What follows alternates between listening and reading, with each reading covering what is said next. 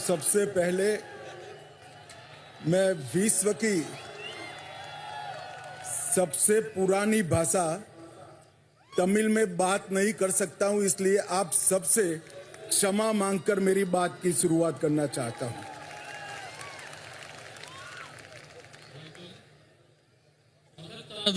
தெய்வீகமானதுமான தமிழ் மொழியில் பேச இயலாமைக்காக நான் வருந்துகின்றேன். அனைவருக்கும் மனம் நிறைந்த மகா சிவராத்திரி நல்வாழ்த்துக்கள். मैं आदि योगी के चरणों में प्रणाम करता हूं और मैं आज मनपूर्वक सदगुरु के चरणों में भी प्रणाम कर मेरी बात की शुरुआत करता हूं. ஆதியோகியின் திருவடிகளுக்கு என்னுடைய வணக்கங்களை தெரிவித்துக் கொள்கிறேன். சத்குரு அவர்களுடைய திருவடிகளுக்கு என்னுடைய வணக்கங்களை தெரிவித்துக் கொள்கின்றேன். आप सभी को महाशिवरात्रि की बहुत बहुत शुभकामनाएं. மகாசிவராத்திரியில் ஒரு அங்கமாக வருகை தருவதை நான் மிகுந்த மகிழ்ச்சி அடைகின்றேன். मैं अपने आप को बहुत सौभाग्यशाली मानता हूं कि आज सदगुरु के निमंत्रण पर मैं यहां आया. मुझे आदि योगी के दर्शन हुए. महाशिवरात्रि में महादेव की महिमा के महापर्व में शामिल होने का मुझे मौका देने के लिए फिर से एक बार सदगुरु जी का बहुत बहुत धन्यवाद. आज पूरे देश में सोमनाथ से केदारनाथ, पशुपतिनाथ से रामेश्वरम और काशी से कोयम्बतूर तक पूरा देश शिवमय हो चुका है. இன்று பாரத தேசம் முழுவதும் சோமநாத்திலிருந்து கேதார்நாத் வரை, பசுபதிநாத்திலிருந்து ராமேஸ்வரம் வரை, காசி முதல் கோயம்புத்தூர் வரை முழு தேசமும் சிவபெருமானுடைய திருவருளில் திளைத்துக் கொண்டிருக்கின்றது. सदगुरु जी आज ही प्रयागराज में महाकुंभ समाप्त हो रहा है और आज यहां कोयम्बतूर में भक्ति का महाकुंभ मेरे सामने मुझे दिखाई पड़ रहा है. இந்த நன்னாள் பிரயாக்ராஜில் மகா கும்பமேளாவின் நிறைவை சுட்டுவது போலவே கோயம்புத்தூரில் பக்தி என்கிற கும்பமேளா இப்பொழுது நடைபெற்றுக் கொண்டிருக்கின்றது. मित्रों, शिवरात्रि सिर्फ एक पर्व नहीं है, आत्म जागृति की रात्रि है. जब समग्र ब्रह्मांड शिवमय हो जाता है तभी शिवरात्रि की अनुभूति कर सकते हैं. நண்பர்களே, மகா சிவராத்திரி என்பது வெறும் விழா மட்டுமல்ல, இது சுய விழிப்புணர்வுக்கான ஒரு இரவாகவும் இந்த முழு பிரபஞ்சமும் சிவபரம்பொருளினுடைய பெருங்கருணையில் அதிர்வுகளை உணரக்கூடிய நாளாகவும் அமைந்திருக்கின்றது. आज शिव और पार्वती का मिलन का दिन है.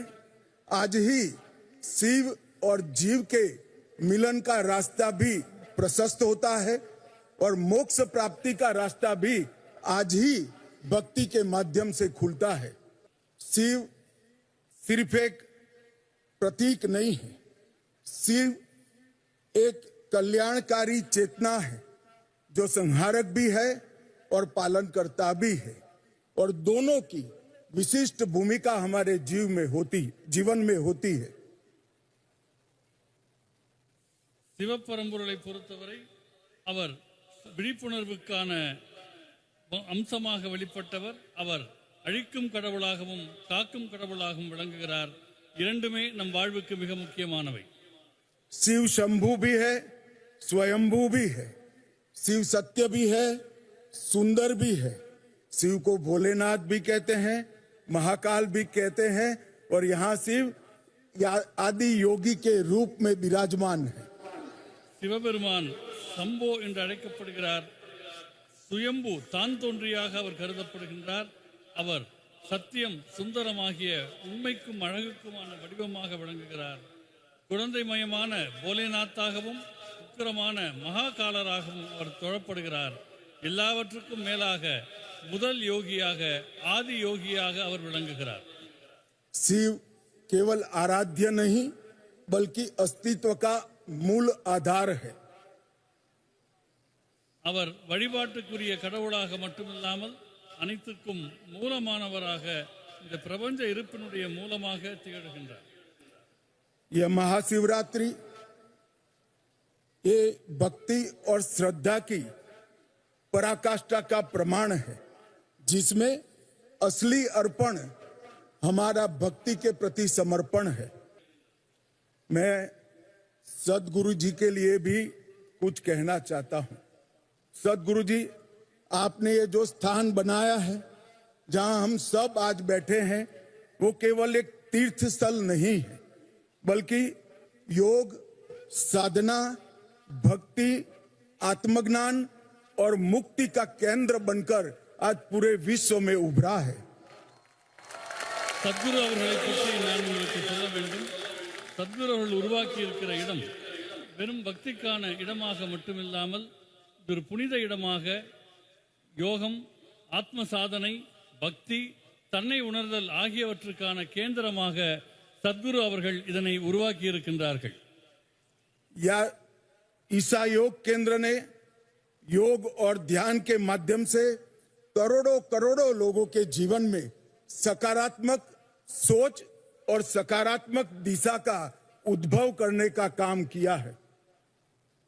ஈஷா யோக மையம் பல லட்சக்கணக்கானவருடைய உயிர்களை யோக மார்க்கத்தின் மூலமாகவும் தியானத்தின் மூலமாகவும் நெறிப்படுத்தி சரியான சிந்தனையை விதைத்து சரியான பாதையில் அவர்கள் செல்ல உலகெங்கும் வழிகாட்டி கொண்டிருக்கின்றது. आदि योगी की ये 112 फीट ऊंची भव्य प्रतिमा हमें अपनी आध्यात्मिक यात्रा के 112 मार्गों की अनुभूति और परिचय दोनों कराती है. 112 அடி உயரத்தில் நிற்கக்கூடிய ஆதியோகியின் திருவுருவமானது விடுதலைக்கும் ஆன்ம விடுதலைக்குமான 112 பாதைகளை நினைவூட்டுவதோடு சிவபெருமாள் அடைந்த அந்த தன்மையை அடைவதுதான் ஒவ்வொரு மனிதருக்கும் இருக்கிற லட்சியம் என்பதை உணர்த்துகின்றது. और हमें यहां आकर ही मालूम पड़ता है कि जीवन का अंतिम लक्ष्य शिवत्व की प्राप्ति करना है. ईसा योग आज ईश्वर से युवाओं को विशेषकर ईश्वर से जोड़ने का माध्यम बन गया है. यहां आकर व्यक्ति चेतना से ब्रह्म चेतना की ओर, स्वार्थ से परमार्थ की ओर और सेल्फ से यूनिवर्स तक की यात्रा की अनुभूति कर सकता है.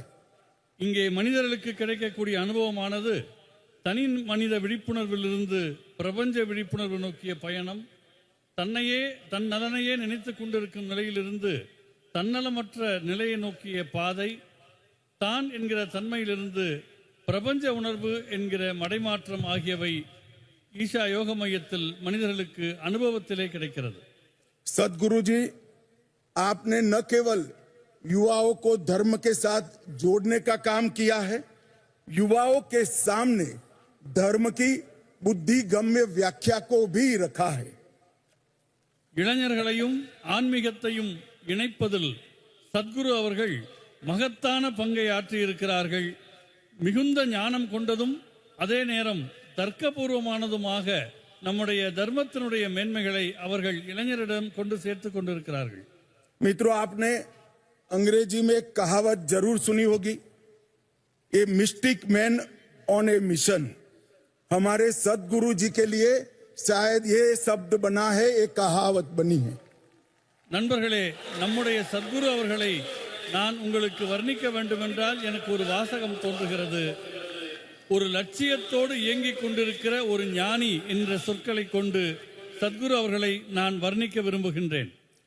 सदगुरु जग्गी वासुदेव आज पूरी दुनिया भर को जीने का रास्ता सिखा रहे हैं.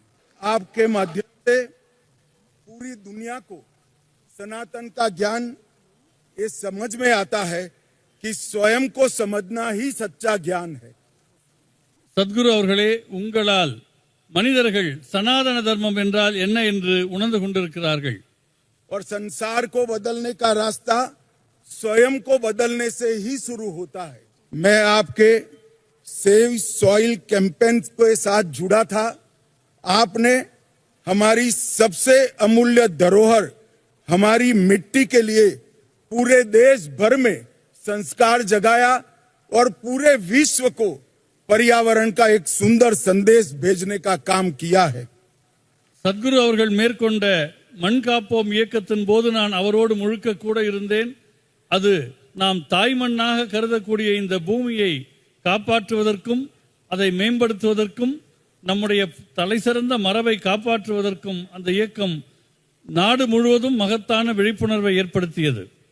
मैं सदगुरु जी को बड़ी विनम्रता से कहना चाहता हूं, सदगुरु जी आप पूरे राष्ट्र की संपत्ति के रूप में दुनिया के सामने उभर कर आए हैं.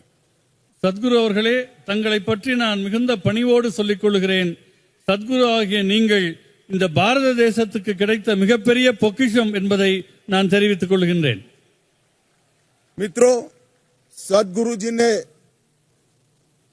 आदि योगी के माध्यम से योगा को एक नया रूप देने का काम किया और मोदी जी ने विश्व योग दिन मनाकर पूरी दुनिया को योग के सामने योग के लिए आकर्षित करने का काम किया है. योग हमें स्व से सर्व तक, अहम से वयम तक, संकल्प से सिद्धि तक और वैराग्य से समाधि तक ले जाने का काम करता है. யோக மரபானது தன்னலம் என்ற நிலையிலிருந்து பிரபஞ்ச உணர்வுக்கும், அகங்காரத்திலிருந்து ஒற்றுமைக்கும், தீர்மானங்களிலிருந்து தன்னை உணர்தலுக்கும், பக்தி நிலையிலே இருந்து அடுத்த பரிணாமத்திற்கும், அறியாமையிலிருந்து ஞானோதயத்திற்கும் யோகக்கலை அழைத்துச் செல்கிறது. योग प्राचीन होकर भी प्रासंगिक है, यह स्थिर होकर भी गतिशील है. யோகக்கலை பாரம்பரியமானது, ஆனால் நிகழ்காலத்திற்கும் ஒத்து வரக்கூடியது. இன்றும் உயிர்ப்போடு விளங்குகிற கலை யோகக்கலையாகும்.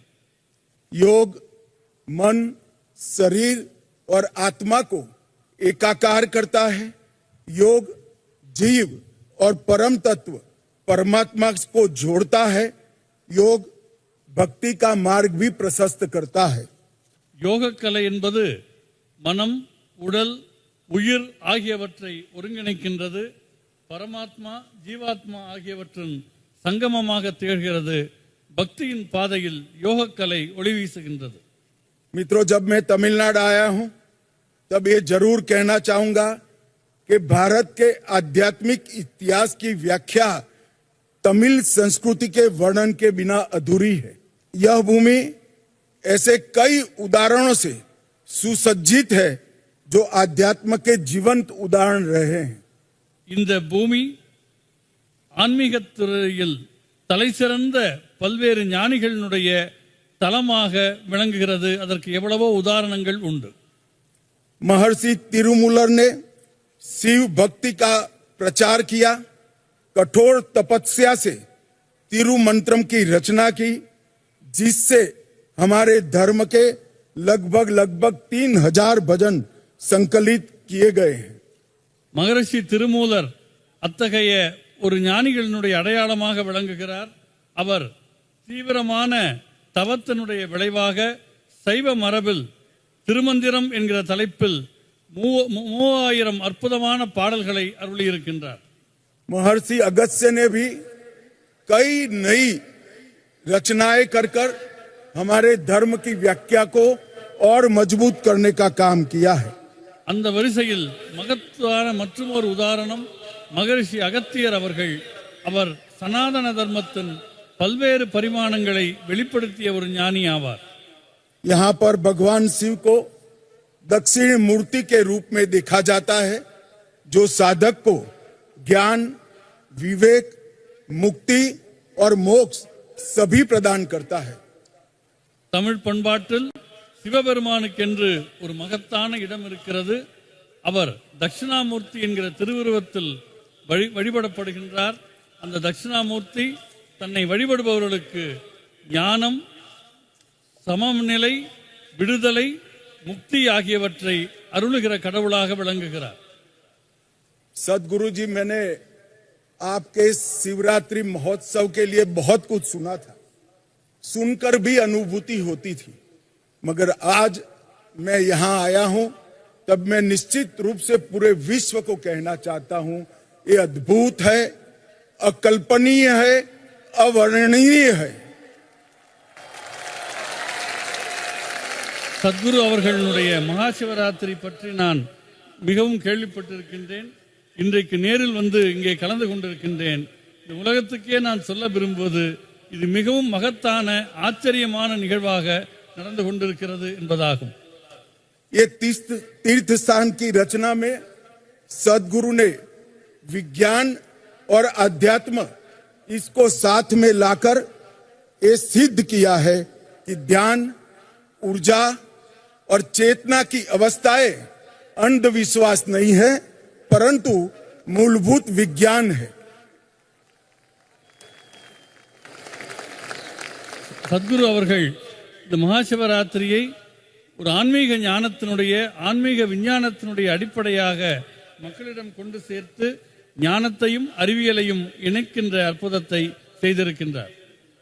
सदगुरु जी, आपने सभी को यह अनुभूति कराई है, शिव ही शाश्वत है, शिव ही चेतना है और शिवत्व को जागरूक करने का यही एक रास्ता है।